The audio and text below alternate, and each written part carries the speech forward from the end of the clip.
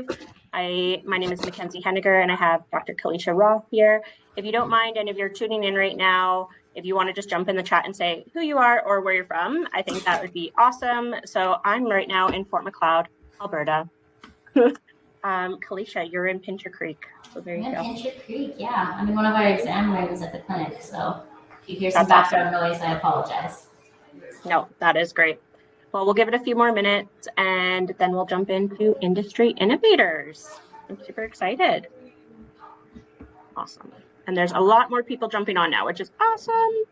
So again, if you're joining right now and we can't see you, but if you want to join and just say where you are right now. So we have Nicholas in Fort Macleod, and he is another HR professional. So I'm super excited that we have some interested HR professionals of hearing what works for people today joining. I did have quite a few other business owners joining. And then we have Brenda Dave. I don't know where you are from, Brenda. So if you want to drop that in the chat, that would be awesome. But would love to share where everybody's from and where you're tuning in from. King Dixon. All right. I would love to know, though, where people are from. So let me know. Rochelle, you're from Fort Macleod. Rochelle is one of my clients in Fort Macleod that I go to every week, and I'm really excited that she's tuning in, too. She's very excited to hear of another woman in business and this type of webinar series allowing her to not only be in the office still. Alabama. Wow, that is very cool. Yeah. All right. Well, it's 12:03. I'm going to introduce us and jump right into it because we have a lot to go over with Dr. Roth from Country Vets. I wanted to first off, again, introduce Dr. Keliesha Roth. She has been in my life for quite some years now. I'd say over 10 years, almost, probably around there. And I think so, yeah. Yes, there you go. So Dr. Keliesha Roth is from Country Vets, based out of Pincher Creek, Alberta. And my name is Mackenzie Henniger. I'm the owner of the HR Advantage, based out of Fort Macleod, but we are remote hybrid, and we have our team is all over from Pincher Creek, Picture Butte, and I think quite a few are tuning in as well. So it's super exciting. I just wanted to really speak a little bit about industry innovators and why it came to be. And a multitude of our clients, when we go in, they say, what's working? They're just very interested, and we don't really have the platform to allow that connection one-on-one with other business owners. And this is where Industry Innovators was created. So we will be working the HR Advantage on a monthly basis with our clients and featuring just their successes, their challenges, hardships, you name it. And we have labeled them Industry Innovators. So I'm very excited for the debut to be with Dr. Keliesha Roth. And we're going to be really jumping into work-life balance, talent retention strategies, and just the team and what's working within her veterinarian practice in Pincher Creek. And so I've done a little bit of an introduction to myself, but I'm now going to actually allow Keliesha to introduce herself. And just briefly, again, Keliesha, if you want to introduce yourself. Perfect. My name is Keliesha Roth. I'm a veterinarian, and I work out of Country Vets in Pincher Creek, Alberta. I also work one day a week at Claire's Home Vet Services in Claire's Home. Perfect. I graduated from vet school from the University of Calgary in 2015, and I've worked at mixed animal practices since I graduated. I've always had a really strong interest in cattle and small animal medicine. I found, I guess, my journey to Country Vets, that new graduates typically leave their first job within 1 to 3 years. So my first job, I was there for just about 3 years, and then it just wasn't quite the right fit. I was feeling a bit burnt out and just needed a change.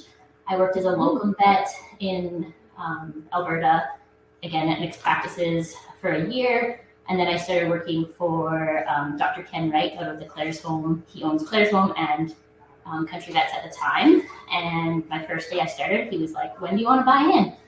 So a year later, my friend Dr. Amanda Elliott in Pincher Creek, we bought into Country Vets. We've been very, I guess, grateful for Ken for allowing us to have this opportunity, and then also giving us our freedom to kind of make the changes and that we wanted to at Country Vets. So. Amazing. Well, thank you for your elevator pitch of who you are. I know you so much more than just yourself and your ownership into Country Vets, and as well your practice co-owners.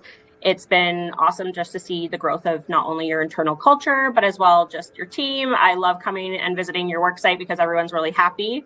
And I am also a client with my animals. And so I've loved seeing your practice and just your leadership style grow. And so again, I'm really excited to be interviewing you today. Throughout the chat, I want to let everybody who's watching know, if you tune in on the chat and just engage, ask questions, things like that, you are entered in for a $25 gift card for Amazon. So this is just to encourage engagement. You could put a thumbs up for all I care, but it's really to actively engage with us through the chat, and then we will have a Q&A portion at the very end and just go off some questions that maybe have sparked your interest, maybe on a retention strategy or just a challenge, and then I will go over those. So if you are tuning in and you are an attendee and you're active right now, but as well in the chat, please, again, just drop some information of questions or some happy faces, whichever works for you, and you are then entered.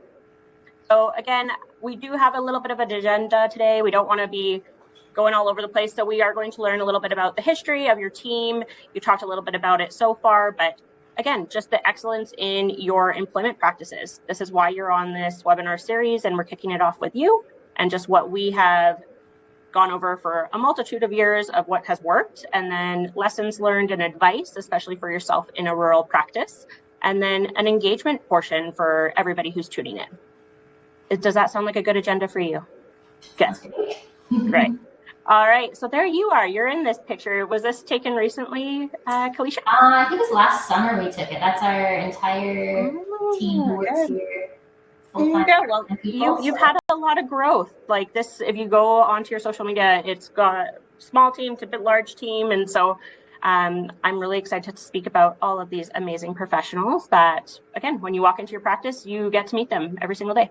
So maybe you could talk a little bit about the growth you've had specifically at Country Vets and in Pincher Creek. Yeah, so when I started, it was kind of a 1.5 vet per day practice. So even just coming here kind of I did a little bit of sitting around at the start, but it was allowed us to say yes to clients and account for emergencies and that kind of thing. Now we're at 3 vets a day. We have 6 RVTs and an RVT student right now. And on any given day, there's 4 to 5 of them at the practice, and then 2 receptionists. We've had crazy growth since 2020 in clients, financial growth, the range of services we offer. We just recently bought a scope for horses, so we'll be able to do scoping. So that's exciting. Very cool. Yeah. And then we also have here the occasional chicken, rodent, or snake. So you deal with all different animals. All of the things, yes. There you go. Well, if you speak to our toddlers who, when we're not focusing on work, we're running around with them, they also think that you work with giraffes and caterpillars and all the other fun stuff. But not those types of animals right now. There you go. I love it. So then just jumping into it again, you're in Pincher Creek. For anybody who's tuning in, and if you're elsewhere, Pincher Creek is quite windy, small, rural environment community, but you grew up in Pincher Creek. So I really just wanted to start off this webinar with asking why Pincher Creek, why you chose your practice there. Why Pincher Creek?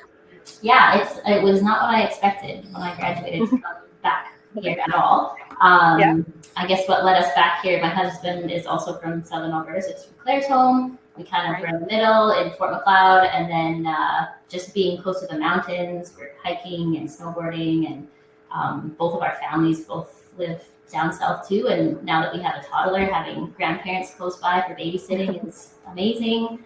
But the community of Pincher Creek is also fantastic. All of our clients here, and probably one of the biggest things too is my business partner, one of them, Dr. Amanda Elliott. She is from here as well, and I guess we bought in together. We were kind of a partnership right from the start. And so having her is definitely a bonus too.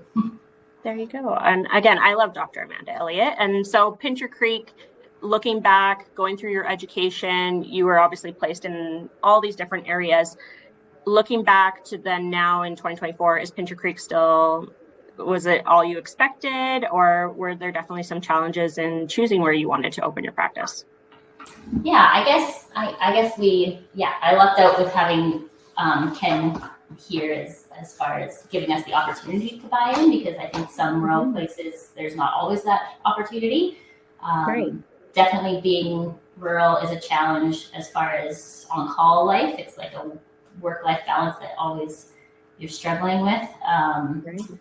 That's one of the, I guess, being rurally, it's necessary for us to provide a on-call service for our clients. And it's actually probably what drives a lot of vets away from rural practice is just having that phone call at 2 a.m. and having to come in is stressful and hard, but we've made it work so far. And I guess having a large variety of clients as well. So we have some pet owners and their pets are their best friends and they'll do anything for them. And then we have a lot of producers who have a more, their cattle or they're part of their income and part of their lifestyle. And so either way, I think there's just like a lot of emotions involved with working in a veterinary practice, and that adds some stresses as well. But I guess being a part of the community is what is really important to us because we understand all of the range of those things. And you're everywhere. You're in the most beautiful landscape as well. But again, sometimes you're in or on a ranch and there's no cell service. And like you said, the calls at 2 a.m., that it's not the most appetizing working environment. So it's definitely a challenge. And that's exactly what we're going to jump into at the very beginning of this webinar series is the challenges and then how you've utilized retention strategies, but just internal strategies to change that dynamic and then obviously attract and retain your great team. So I'm going to jump right into it. This is Dr. Molly. And so what is she doing in this photo? Very briefly for the people who are not a veterinarian or have any knowledge. So this cow is having difficulty having her twins, as you can see. And so Dr. Molly rearranged them so that they could come out one at a time. And this is very awesome. There you go. She is great. And so that is one of the challenges is finding specialized workers in rural communities. I face it myself within the town of Fort Macleod, but what has that looked like for you specifically in the last few years of specialized workers? And what have you, I guess, just what has that looked like for you? Yeah, for us, I think we've been really lucky that Pincher Creek, the area, draws people. So we actually haven't had to advertise for positions since we started, which is insane. But that's unheard of. Basically, what happens is we, I don't know, like we had our RVT, one of our RVTs was moving to the area. We didn't really need an extra person at the time, but we made room for her, and then grew to accommodate that extra person. And same with our new grad, Dr. Molly. She was our 5th veterinarian that we added to the practice just last year. And we were like, oh, we probably don't, like we could make it work with 4 vets, but I guess the on-call being 1 in 5 was a really, seemed like it would be very, very nice, but also we love the idea of mentorship, as well as just for growth-wise, like we're at 3 vets a day every day now, whereas before we kind of were 2.5, and now we can accommodate 3, which better accommodates our clients. But definitely finding specialized workers, so the RVTs and the veterinarians in rural communities can be very difficult. They have to be registered with our ABVMA, and so it can be. Well, and again, I don't know the whole encompassing world of veterinarian medicine, but you do see the magazines that come out and they are almost, it feels as though half of the magazine is just job adverts, specifically in Alberta, BC, Saskatchewan, you name it. So basically, this is a very specialized career and you do have ample amount of opportunity to go wherever you want with it. And so again, you chose the lovely Pincher Creek and so did your team. And I'm sure they could jump on here and tell us everything about why they chose you, but we're going to keep going on the challenges. And so the other one, and we did see the photo earlier, is the diversity representation, specifically within your practice, but I think that it's very prevalent right now within rural communities specifically. We do, and specifically for yourself and in Pincher Creek, and then myself in the town of Fort Macleod, we do have a predominantly Caucasian conservative group of, like, that is our demographic and it's a reality. And growing, expanding, we're seeing diversity within our communities, but in workplaces, it's still very difficult. So maybe you can talk a little bit about that challenge for you specifically. Yeah, I think it's that in general has a lack of diversity. We obviously have a whole lot of white females here, and Mm-hmm. we have some age diversity, some neurodiversity, but I know that our group would benefit a lot from some like racial and gender diversity.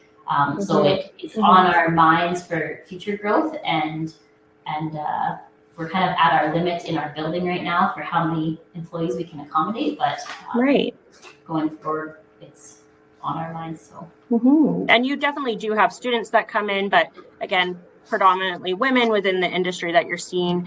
Do you just see that as a decline right now, that there isn't much diversity coming through, and specifically within, say, the province of Alberta? I think it's starting to increase, actually. Yeah. Oh, good. That's great. Well, hopefully they can make their way over to Pincher Creek. That would be great. And just keep expanding, and that would be great. So that is one challenge, but then there's also taking your current team complement and then ensuring that you have a positive work culture, and then also that your clients see that. So we started off the webinar talking about how your client base has increased, which is amazing. But what has been the challenge of not only your internal culture, your external culture over the years?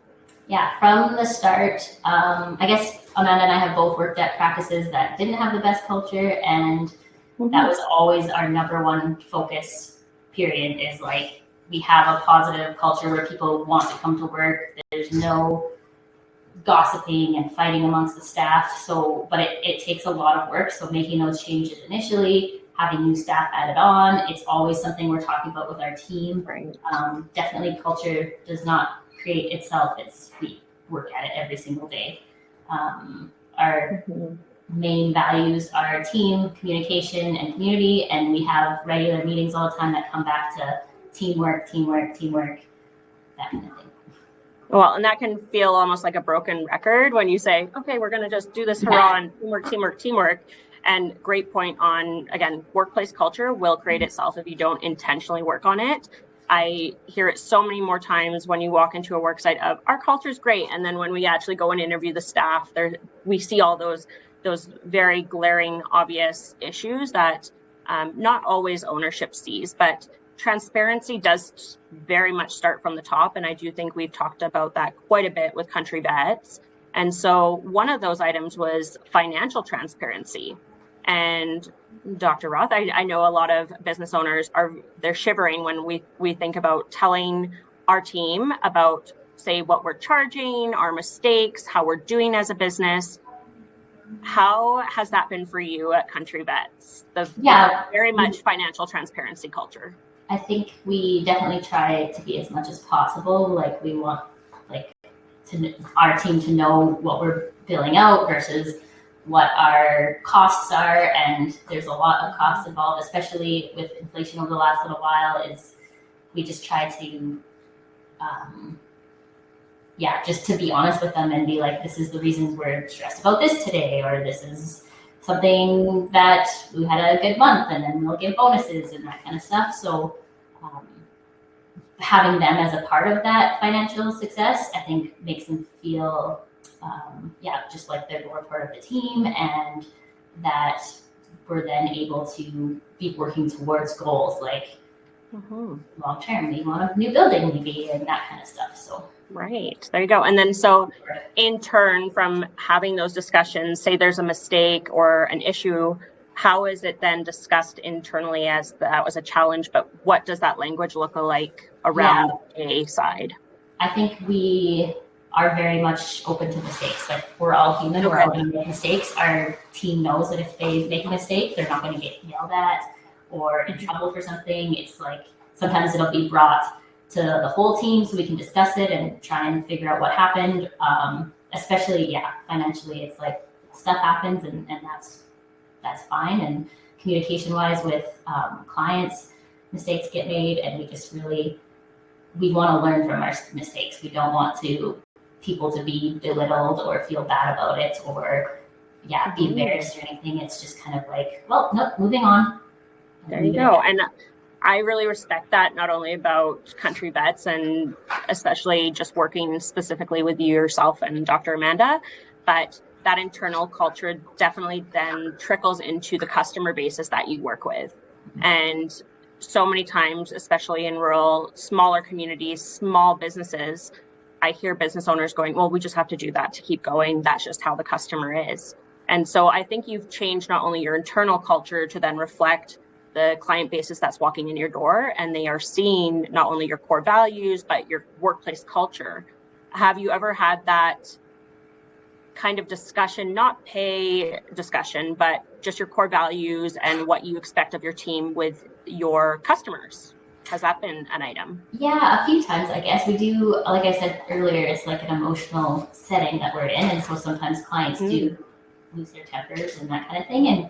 And we usually have pretty in-depth discussions about behavior and what's acceptable and not acceptable. And to me, any sort of bullying of our staff is unacceptable. So we definitely address it right away.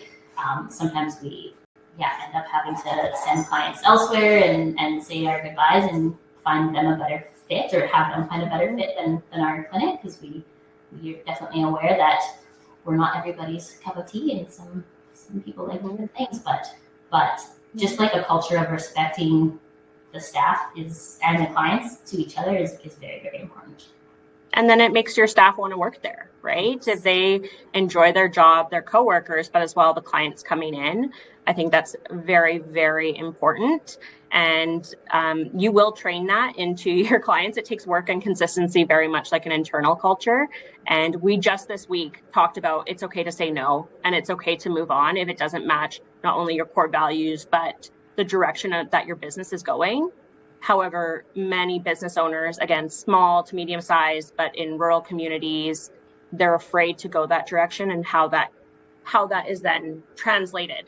And so I do think you've built that in both internally and external to your client facing side. And I just wanted to touch on that. I think it's very important for people to hear about the transparency, as well as not only internal culture, but as well, we're all into it. We all fail together. Let's learn from it and grow from it. So there you go. That's one big challenge that I think a lot of people really, really struggle with.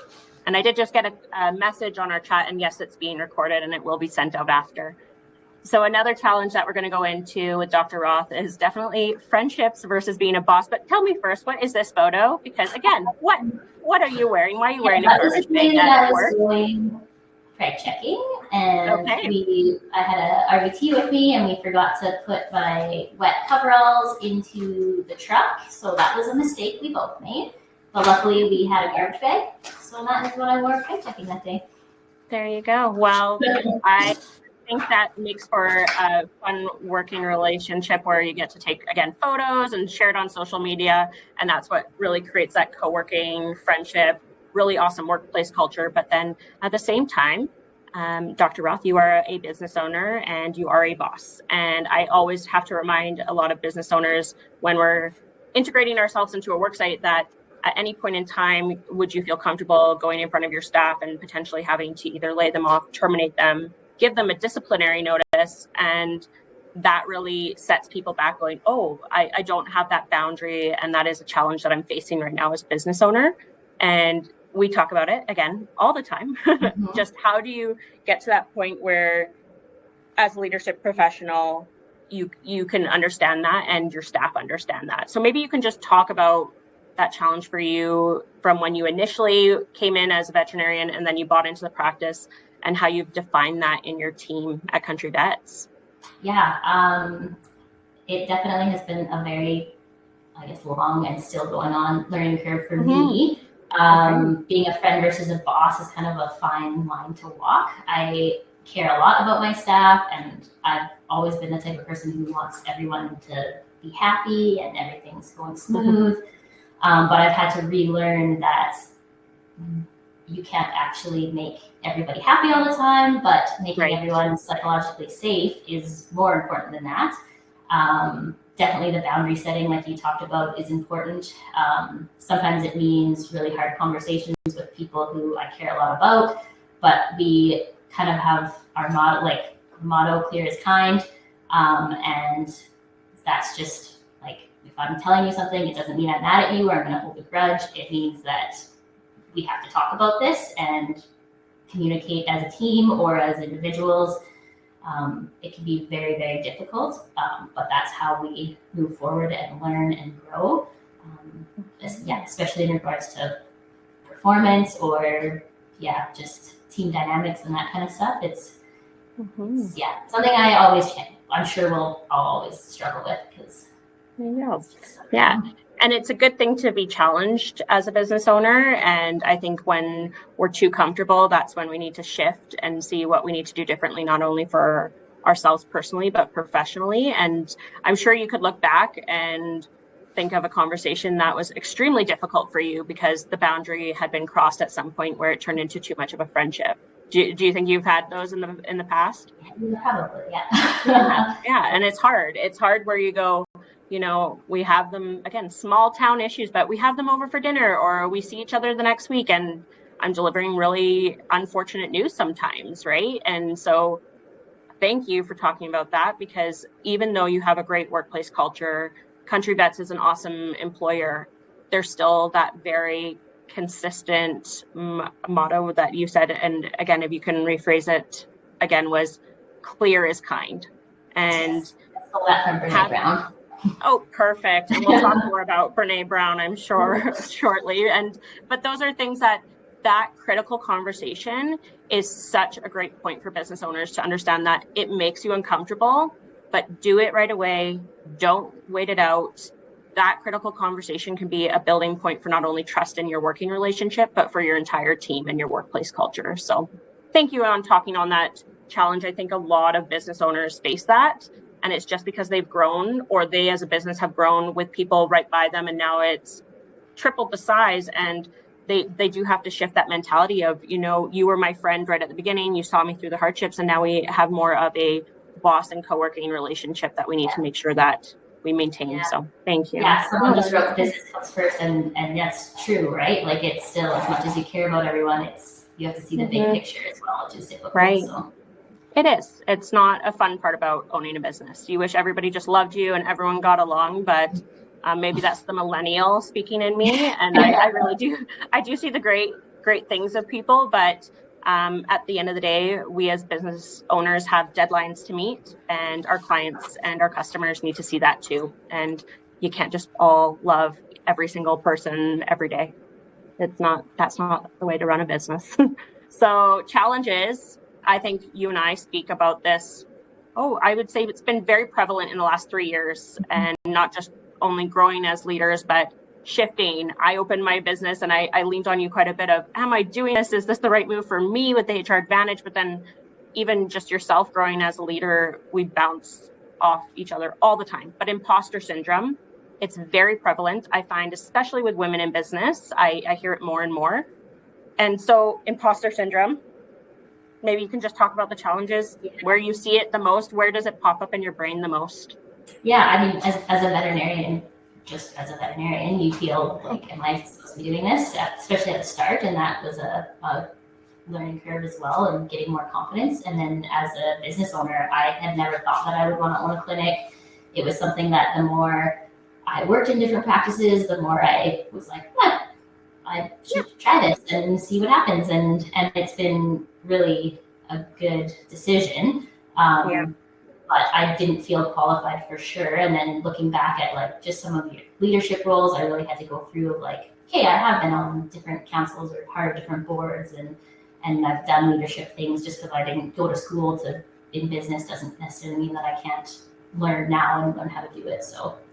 And getting through that imposter syndrome, you touched on it earlier, Brene Brown. We love sending each other information that we find on the internet, but it's also not the best medicine for a business owner to get on the internet and read what other people are doing. Sometimes it's hosting an industry innovators webinar. People who are tuning in today are just curious about the challenges other business owners are facing. And again, one of them is probably imposter syndrome. Should I be doing this every day? So what other kind of techniques or tools do you utilize to get through that kind of struggle that you face?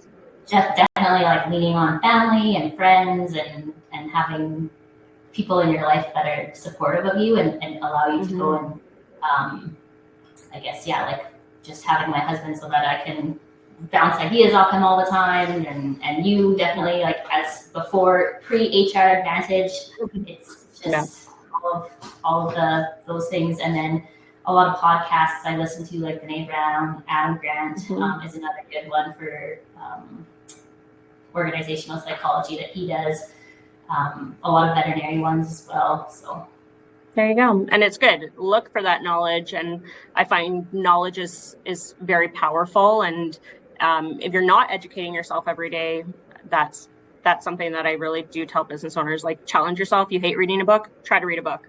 If you don't like reading a book, find a podcast. If you don't like any of those things, find a mentor that is not directly related in your business every single day, because they will listen and not necessarily provide the right advice to get you out of that state. And imposter syndrome can really make or break it for a lot of people, especially leadership.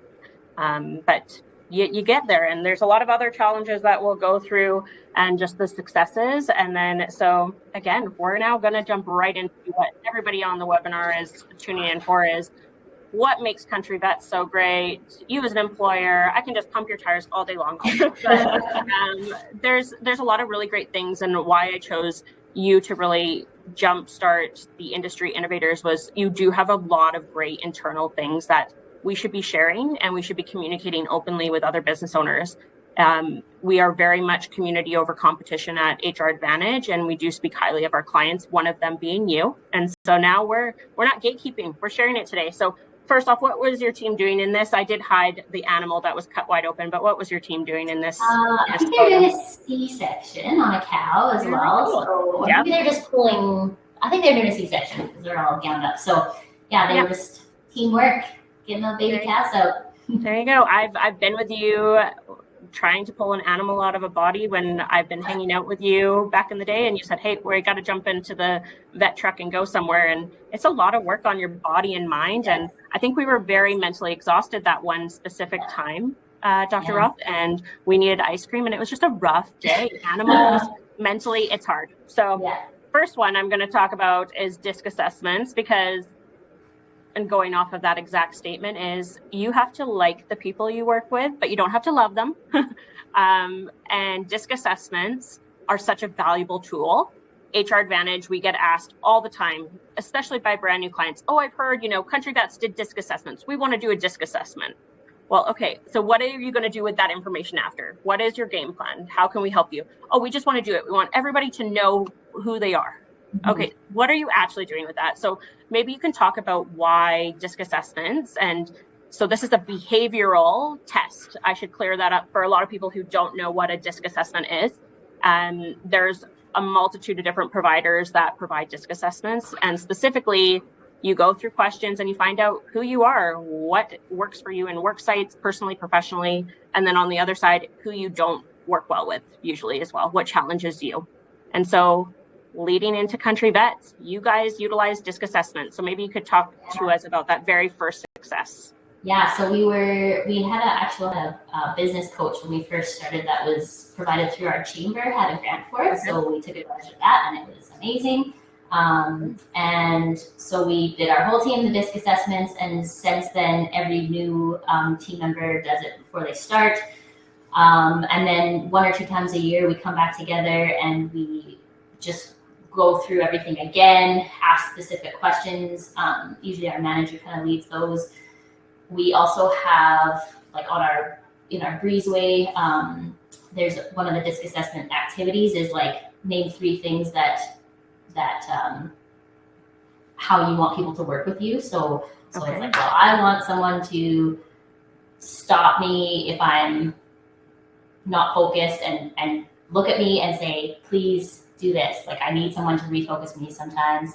I want people to work as a team and get along, or just whatever specific thing for your type. So there's 4 different types of people. We kind of have a different arrangement of team members, mix, I guess, for the more team members that we have. And what do you do with all this information after you've put your staff through it? What do you do? I guess we just talk about it a lot, and it lets us know, like, if I know how I work with people, but I also know how a different type, a type D or a type C works with people, then it lets us see things from their perspective. We reference back to it a lot. So if we're having one-on-one meetings and someone is having a difficult time working with another employee, then we say, Kate, well, like, I want you to go onto the disc and look at what they specifically, or like we already know like this is a specific thing for helping communicate with this person, or this is a specific thing that you can do to show this person that you want to help them, that kind of stuff. Kind of just has been ingrained into our culture over the last couple of years. Yes, and it is very important though to recognize and tell everybody who's watching that DISC assessments will change. Our behaviors change. I'm not the same person I was 10 years ago, neither were you. And it is really important that you continually reference this material, but then again, say you've shifted into more of a leadership position, take a DISC assessment again, learn from a leadership side, and don't just let that one piece document, you know, you're having an issue with an employee, pull that out of their profile that they took 3 years ago. I'm going to talk about it now. We have behavioral issues now. It's a constant referral back to that type of assessment. Yeah, and seeing the growth of the team over the last couple of years with their communication skills has been awesome. Yeah. Again, I hear it. I go in there, I shove a camera in their face to get some photos and videos, and they're just chattering away, doing their, like, they're very confident workplace culture. And I can see that. And again, it's all of these really awesome strategies that you guys have put in place and you've been very consistent with. So that's just one. The next one, we're going to go right into it. There we go. It's hiring a manager. And so who is this lovely human being that's on the screen? That's Marissa. She's the artist we talked about earlier, who had joined our team that we made room for because we could not say no to this lady. That is amazing. And so hiring a manager, that's definitely a part where even myself, I started my business and it was just me and my 5 clients. And then all of a sudden I went, oh my goodness, I need another person. And for me, that was Stephanie on my team. And it's just grown and grown and grown, as has Country Vets for your entire team, your processes, things like that. But what has Marissa taken off of your plate that you can now focus on more of the out of business scope work? Like, what has she taken off your plate? Oh, so many things, like the day-to-day thing, like just day-to-day things that come up, complaints from employees, inventory management, scheduling, she really focuses on team building and loves that aspect. Even client communication things. She puts on events for our staff. We'll do like lunch and learns where she'll go over CPR things or the DISC reviews. She did one on the financial transparency. She also took over organizing our volunteers, our payroll hours. Our social media is huge. Like, Marissa is the face behind our social media, and she does an amazing job at that. And orientation is the other huge one that she's taken on. That is amazing. And again, those things help. It's not as though you can just download that to a manager right away. It's building that. It's being consistent. Marissa's been a key and a light to deal with us at HR Advantage. Anytime she's had a question, like, she's more than welcome to always message us. And it's been really great because that people management side, though it's so important for you personally, Dr. Roth, it's also been really important to download that into other team members so that you can focus on, growing your business, getting things done. If your door is constantly revolving with people, how are you ever meant to actually operate on animals and do the things that are going to make your business money? So it's allowed us to refocus on being veterinarians, and that's what we were trained and just be great people. And orientations, you spoke on it, and so Marissa's handling orientations now. Yes. And what does an orientation look like? That is, I think it's a huge success. A lot of business owners don't even have orientation. So maybe you can talk a little bit about your orientation and why it is a very awesome retention strategy that you have at Country Vets. Yeah, it is. I think it's unique to VetNev, what she's done to our orientations for sure, at least rurally. So she will email them packages ahead of time. They'll do their DISC assessments. Everything has a PDF that has little links to like our handbooks, our protocols, driver abstracts, any forms they need to fill out. Right. And then she goes through it all again the day that they start, does like the typical tour and sign forms and all that kind of stuff. And then once they start shadowing, they usually will shadow their role, but also all the other roles. We're really big on cross-training at Country Vets. Perfect. And so you start that in orientation then. You do cross-training, language, transparency, that you will learn things at the very beginning in orientation. You don't wait 3 months, 6 months to be like, oh, now let's train you. No. Good. And so, yeah, then she does like meetings. I think she does one at the end of the week, at the end of 3 weeks, at the end of 3 months. Like she does regular plus check-ins throughout just to make sure everybody's comfortable. Good. And that's a lot of work. Can you imagine if you didn't have her and you had to do those check-ins? I know what it was like before we had her. So she's, there you go. Yeah. There you go. And I do want to touch on the orientation piece that you spoke about in regards to before they've even stepped foot in the door, they have that information on email. It's available to them. It's tangible. They can be drinking a coffee on the weekend, reading it 3 times over to gain confidence as an employee. And that is the culture that you guys have, is confidence, transparency, and employers sometimes as well can be very afraid to release that information before a person's come in. But that is the culture of accountability that you've created. And so it's really awesome that she's involved. And now you don't have to worry about those very important things that, again, it would just take away from you focusing on building your business if you didn't have her. So there you go. Awesome. Well, another success is the call sharing. So prior to the fact that you now have, and I believe it was 1 in 5 is the call sharing now, did you say? Or what is your current call sharing schedule? It's about 1 in 5, yeah. We're kind of. And so for not veterinarian world, can you explain what call sharing is? Yeah, so 1 night a week I'll be on call, so I have the phone and emergencies and deal with it. Mm-hmm. And then it usually ends up being 1 weekend a month, and it just kind of rotates on a schedule depending on one of our veterinarians she's a locum. So she's gone for 2 weeks or 3 weeks and then comes home for, it used to be 2 weeks, but now it's 6 weeks. So we're very lucky. Okay.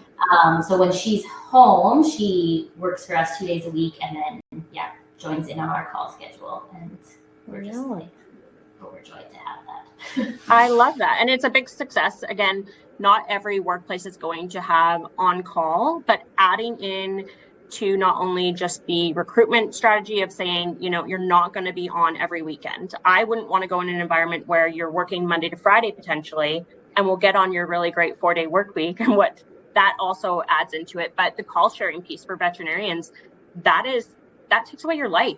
And so what has been more of the aggressive call sharing or even just the burnout that you've seen for veterinarians in regards to the schedules that in any environment you've been from when you were in school? Yeah, what did that look like? I guess, when I was in school, we did our 4th year where we were at multiple different clinics. So I saw a lot of different things, but some would be like a week on, a week off. Or for me, it's always usually been about 1 in 3. And then when I locumed, it would be, I would go up north and work for like 2 or 3 weeks at a time. And it would sometimes just be me for that entire amount of time. And it was very hard. There was some nights that I had 3 times in a row, and it burns you out, and it doesn't help. No. So again, your call sharing has been great, but it's not a success overnight. You don't just throw people at an issue. It's been making sure everything else in the background is working first. So another item is your weekly team meetings. And I hear a lot of work sites, we don't need team meetings. We just talk to people one-on-one really fast. But why is a weekly team meeting been successful for you guys? We started those rates when we kind of took over, and it's just for communication. We don't want to waste time and have people standing around and talking about their weekends. We just want to get to the point. So we have a list that's on a whiteboard in the back that people add to all week. So every time you walk by, you kind of read it, glance at it, see what's going on. And then Monday mornings, we have like a half hour. So we don't open till 8:30, and we just go through everything on the list. Everybody's up to date. We keep minutes of it. That's everybody has access to on our Google Drive, and perfect. That way. And then, so what happens if you are off that Monday? Say it's a stat holiday. Do you still have a meeting, or do you miss it till the next week? What does that look like? Well, they have access, so they could go and look it up. But usually, if it's something important, Marissa takes the time to do one-on-one, just quick updates. And it's very important, though, that consistency. Just because you can start a meeting, if you miss the next 3, not good. and keep it the same time, because as soon as you start missing those, or you're now busy, you're stepping out of the meeting, that's showing a lack of respect and time for your staff that are also dedicating it to the information you're about to download to them. And so that is very crucial. But as well, the one-on-one meetings are still very, very important. Would you not say?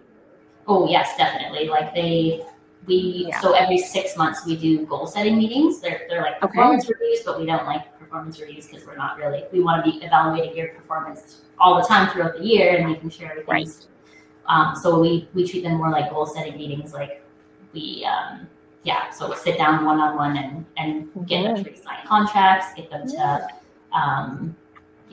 any CE that they want to do this upcoming year, that kind of stuff. Well, there you go. And then, so you said performance reviews are not necessarily the workplace culture of sitting down and talking about something 3 months ago. Those are the worst performance reviews. When we walk into a work site at the HR Advantage and they go, yeah, can you sit in this performance review? And they're talking about something that happened 3 months ago. That's definitely a breakdown in the culture somewhere. And so professional development is ongoing at Country Vets. And what does that look like? Because I've witnessed firsthand, you shut down your clinic, you tell all your clients well in advance, we are closed on this day next month for professional development. What are those courses that you're putting your staff through? I guess the most recent one that we did was in the fall. The CVMA, which is like the Canadian Veterinary Medical Association, put on a mental health webinar. That was 6 hours or something. So the entire staff did that one. Our 2 receptionists recently just drove to Calgary last month and did one put on by the WDDC, just on communication and reception.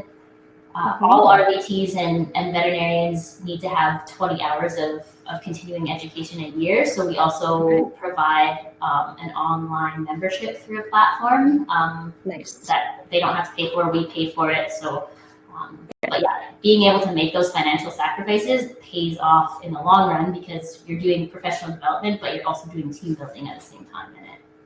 And again, people aren't going to source that information if it's not necessarily provided to them. And so taking the time, shutting down your clinic, and yes, sure, there's going to be people that are upset, but I'll give an example. I think it was 2 months ago, I walked into the clinic and it was yourself and Dr. Amanda trying to figure out how to scan something that was going to the States. I think you guys were scanning some large horse diagram, and I think it was between the 3 of us, we still didn't scan it. So it took like an hour, and it sounds so simple and silly, but your team does so much and they have systems and processes that just like get going. But professional development, investing in your team is huge. And so the last one that I want to go over before we kind of jump into just a wrap up of all the things that we've kind of very quickly gone over today. We could talk for hours, but the one is the 4-day work week. And I think a lot of people want to do this. I think it's the grand solution to everything, all problems, but it's not always the case. So 4-day work week, what are the pros and cons? You guys have a 4-day work week right now. What does that look like? Something, I guess when I came back from my maternity leave, I came back part-time, and it made a world of difference for my quality of life. And it's something that I've always wanted to implement for my staff. Last year, we were able to hire a second receptionist, and then that put us into being able to have enough staff to make the 4-day work week work. Marissa also pushed for it and like advocated for it a lot for our staff. So she was a big part of it as well. But basically we have a rotating schedule for all of our support staff. Our new veterinarian Molly is also on it, but the rest of the vets we still leave at 5. So in order to do it, we made our day longer. So we're open 8 to 6. And then there's an hour for lunch. I just had to plug my thing in. Sorry, 1 second. That's fine. I will talk about the pros and cons of you're not running too far away. You have the charger. You're good. But so then we pay everybody an hour for lunch as well. So that was another commitment we had. Oh, we're going to lose Dr. Keliesha Roth. She's going to unplug and replug. I'm going to go over her notes just for the time being. We did meet prior to this webinar. So one of the pros for her was definitely the decreased overtime. Ultimately, to reduce that for a business owner is very, very important. And again, you cannot just implement a 4-day work week. And this is what Dr. Keliesha Roth and I spoke about even yesterday evening. You cannot just do this and think it solves necessarily your workplace culture issues. And just because your staff are advocating and voicing it, and she's joining the room again. So just because, hello, Dr. Keliesha Roth, I'm going to just talk about, again, you might have a little testing on your, we need to hear you. There we go. So you cannot just say, yes, we're doing this. It's going to decrease our overtime. Our staff are demanding this without outweighing as well all the cons. And when I say cons, you need to work through those items in order to then implement a 4-day work week. So what are the cons that we've gone over, Dr. Roth, that you think we could bring up to people? Yeah, that has been, I guess, a lot more surprising, but just complicated scheduling it. It takes Marissa a lot of time. Keep everybody happy for the days and stuff. We actually just had a team meeting about it this week because we're in our busy season and everybody gets feeling a little overwhelmed. If somebody's scheduled to be off and then another person calls in sick or is on holidays, that also puts extra stress on the team. So some of the challenges. Cross-training is very important. So if you don't have somebody who's able to jump on reception, but also help in the back, then that can lead to just more strain on the team. But overall, our feedback has been that it's worth it to have a busy day as long as they get that extra day off. Doesn't matter what day of the week, they just really appreciate that extra time at home. So there you go. Well, I know for a fact the ski hill is a lot quieter on a Monday, Friday than it is on a Saturday, Sunday. So I for one would absolutely love a 4-day work week, but it is a financial loss in the fact that you do have to have that overhead of additional staff. And so was that ever a strong consideration before updating to a 4-day work week, the overhead of having more people? We couldn't have done it without our extra receptionist and having enough technicians as well. And even just like the extra, like I said, we pay everybody an hour for lunch, but we end up not paying very much overtime. I think there's efficiencies that we can improve on so that it becomes more financially successful. But right now we're still in that painful growing phase.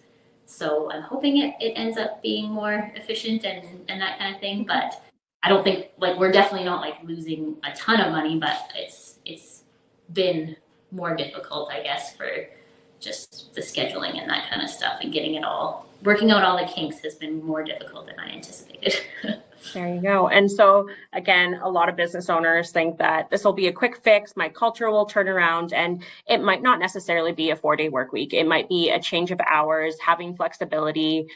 Some other employers that I've seen really great success is allowing for time off for medical appointments each month. So sometimes it's 1 to 2 paid hours, and that allows them to book their dentist appointment in the morning or take their kids to an appointment. And so there's other flexible options than just saying, hey, we're going to cut out operational day and we're going to divide everybody. And now we have to really have strong cross-training practices, everything. So it's not always going to be just a be-end-all solution for a business, but there's other ways that you can ease into enhancing your workplace culture, but it's not going to cost you an arm and a leg. So 4-day work week, it invests, but you still constantly have juggling issues, but it's definitely improved the workplace culture, you would say. Yes, definitely. Amazing. There you go. Well, again, I'm going to go over these priorities. We're on 12:55, and I do want to answer a few questions. If anybody has had questions throughout and they want to pop those in the Q&A, there's a lot, so that's awesome. We can definitely get those kind of wrapped up and sent off after the webinar as well. You and I can answer a few more at another time and send those off as well. But the biggest thing that we've talked about is active engagement, not only with your staff and your clients. And one of them is through your values and your mission, and making sure that this is 100% you're eating, breathing, living it, and you're making those decisions around your values, your core values.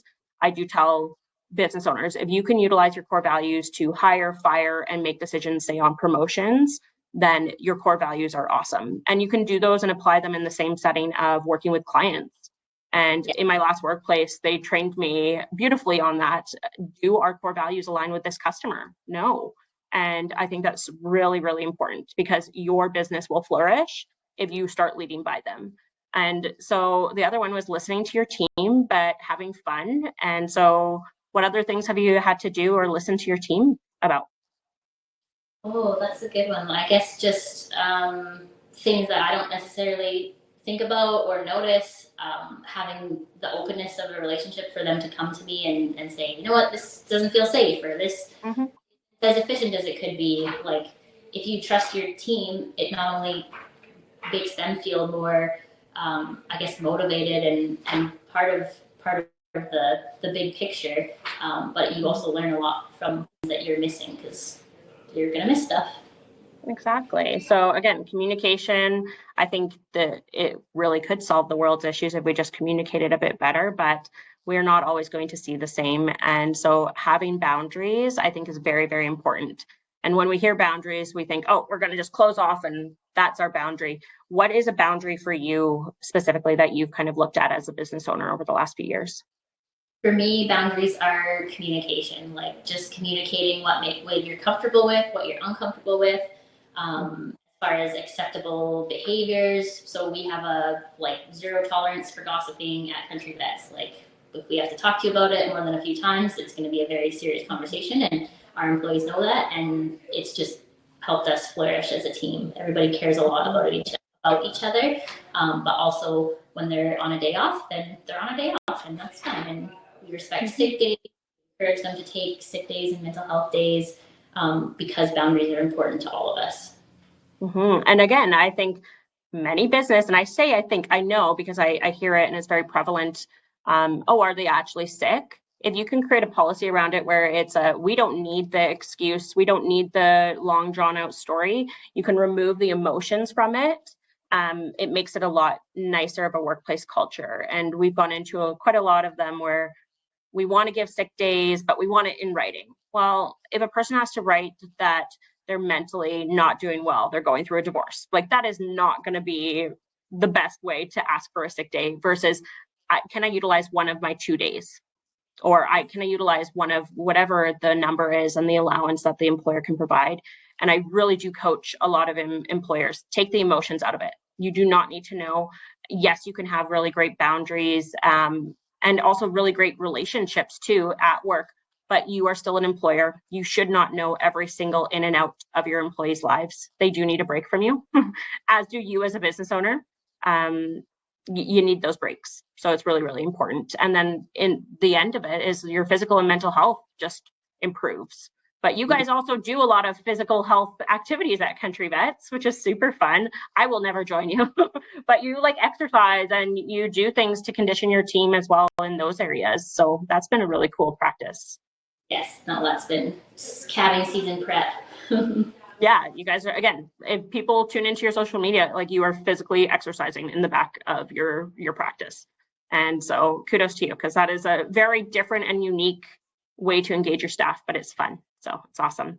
And then outsourcing good supports, that's a plug-in for the HR Advantage, but there's a lot of amazing other supports. You and I personally utilize a third-party accounting firm, and we absolutely love them. They also help us.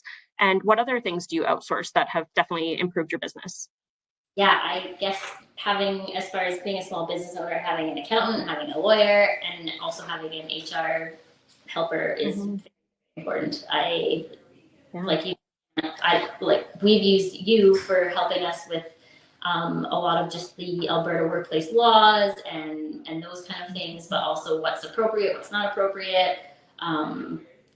Templates for things, and we've, been so appreciative of it for sure. Yeah, that's awesome. No, and it's a really great thing as well. We can't do it all. I will reiterate that over and over. I'm an outsourced business, but I outsource a lot of things because there's really great professionals that can do it a lot faster than me.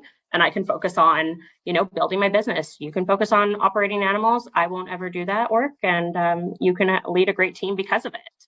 And so I'm going to go into the next little bit here, if my computer will allow. And the biggest one for you is take care of your team and they will take care of you.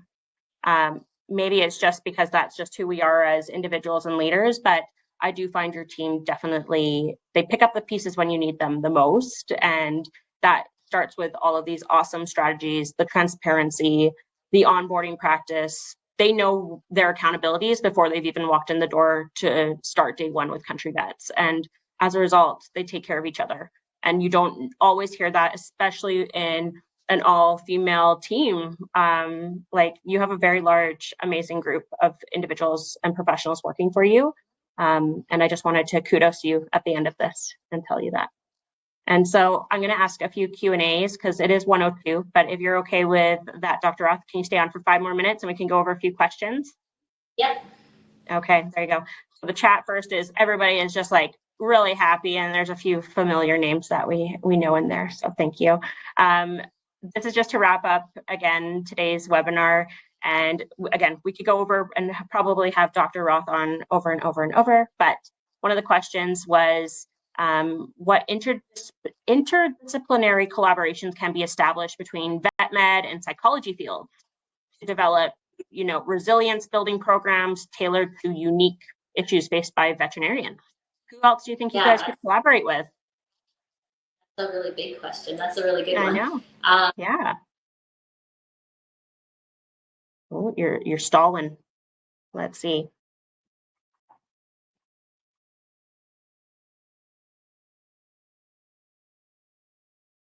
I'm going to see if you guys can hear me or if I can hear Dr. Roth. It might be our connection. Oh, there we go. Can you hear me now, Dr. Roth? Going in and out. We might be ending off our webinar with there we go, Dr. Roth. So there's been a few other questions. Ooh, she might be coming in and out. We might be ending off our webinar with, there we go. Hi, connection issues, which is always fun. So I heard in and out. I don't know what anybody else heard on their end. So maybe we can just recap. Is there any other groups that you think you would be able to collaborate within vet medicine that would help in the psychology side? I know, like, big picture, there's the ABVMA just did a partnership with Green Shield, and I haven't really looked into it yet because it just got me last week. But yeah, I don't know anything locally, but if you had suggestions or if anybody else has suggestions, we'd definitely be open to hearing it. There you go. That's awesome. There was a question here that I'm just going to answer is, what are the signs of poor employee retention? I think the answer would be the signs of poor employee morale, because if you're retaining employees, that's great. But if you say have open positions and they're not filling, there might be an internal culture item that you need to address. And again, it's not always about keeping high performing employees with really, really poor core values and work ethics, because that does fester into your workplace culture. And I've gone into a lot of work sites, and I'm not always the individual that's delivering the best news, obviously, in an HR world, but you do have to make decisions sometimes you do need to sever working relationships because it's not the trajectory of your business. They are not aligning, they are not matching the accountabilities that you're setting out. And so just because you're retaining, say, a high performing employee, but you can never keep a position filled, that is an issue. And you need to really evaluate that, because it is a lot easier to train. And in my opinion, in 2024, it is a lot easier to train, say, a hard skill through mentorship, things like that, that soft skill piece that you build in your onboarding, your retention strategies, everything. That's very difficult to find. And it's a lot easier to train a hard skill, in my opinion. And so watch for those things when we're talking employee retention, what's working, what's not. Last question I'll ask just to wrap up, and then there's a lot, so maybe you and I can jump on a Q&A and send it out later, but how can mentorship programs, Dr. Roth, be structured within veterinarian practices to provide guidance and support to new grads, like helping them navigate the demands? And it's a lot of juggling work-life balance. What type of programs, what would they look like? So for us, this is the first year we've had a new grad. So we had a Excel sheet with like basic check sheet of everything from communication skills to neuter a dog, place an IV catheter, just a whole list of things that we had sent out previously, and then she has for reference of what she's comfortable with. We did shadowing we still do shadowing. It's been almost a year and there's still things, because it's such a seasonal work, there's things that she hasn't seen yet. Calving season, where we've been helping out with any after hours calls. She's come out with me to when I'm on call, like having her be very keen to learn has been helpful. But we've also provided like the support that she needs. And we kind of, at the start, it was more modeled like, this first month, you will follow each doctor this day, blah, blah, blah. And then as time went on and she gained confidence with certain cases, then she would take on more of a course load. We have scheduled blocks in her day every day for doing notes. And we have a group chat with our veterinarians that all of us jump on all the time for questions about certain cases. Just having that teamwork environment and wanting to help each other is very, very important. There you go. Again, thank you so much, because again, these are just so many simple little things that maybe other business owners aren't thinking about. And I think they're simple, but it also comes down to the consistency and as well the accountability as a business ownership group. And so to end off today, what is the one piece of advice you would love to just even give to a new business owner, if you had to think about it? Just, you have to care about your employees. Yeah. And what does caring about your employees mean for you today on, what is it today, Thursday? What does caring for your employees look like today in your day-to-day right now? Making sure that the scheduling is, they're happy with that, making sure they're feeling supported, and making sure everybody's respecting each other and feeling respected, I guess. Good. And sometimes we can get into a tornado and we need to refocus and get to that main point again. And so I think that's really important. And we have a lot of questions that came in that are all over the board. Some are very specific, which I love. But thank you. There was a person saying this sheds light on crucial aspects. And I do think you and I would absolutely love to take this more into that veterinarian medicine side of, it's not just the hard skill. There's a lot of other things that will make it or break it for veterinarians staying within not only a practice, but in, say, the town of Pincher Creek. I'm really, really glad that I could interview you from your office, or I guess one of your exam rooms today, before we were hearing dogs whining. So I'm very thankful that you could take the time and that you invested your time chatting with me. Is there anything that you want to leave off? Other than that, I've put your website here. And again, you're located in Pincher Creek. Thank you so much. My name is Mackenzie Henniger, and we have HR Advantage Services.